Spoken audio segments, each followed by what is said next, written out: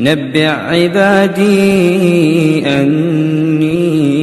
أنا الغفور الرحيم وأن عذابي هو العذاب الأليم ونبئهم عن ضيف إبراهيم إذ دخلوا عليه فقالوا سلاما قال إنا منكم وجلون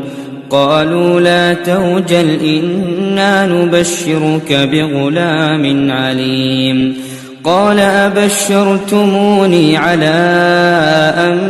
مسني الكبر فبم تبشرون قالوا بشرناك بالحق فلا تكن من القانطين قال ومن يقنط من رحمة ربه إلا الضالون